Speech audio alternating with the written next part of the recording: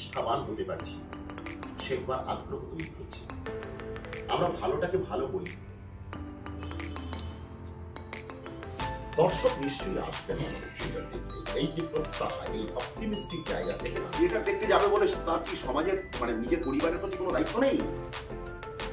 তার স্বামী, সংসার, স্ত্রী, মা, বাবা, সন্তান সব মিলিয়ে তাকেও তো একটা দায়িত্ব।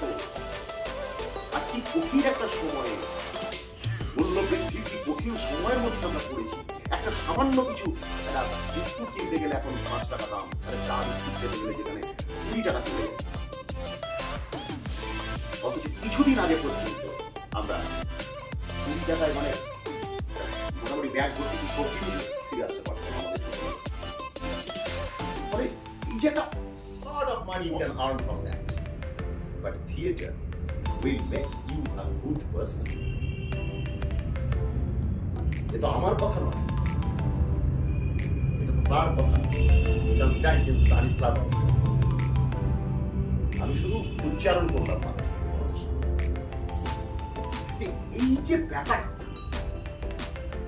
এইটাকে তুমি যদি বিশ্বাস করতে পারো, যদি পক্ষে ধারণ করতে পারো, মস্তিষ্কে বহন করতে পারো, তাহলে ঠিক ঠিক একটা বিশাল পাবে এবং তোমার নাটক দেখতে আসবে। এই কথা বলতে বলতে আরো একটা কারণের কথা মনে পড়ে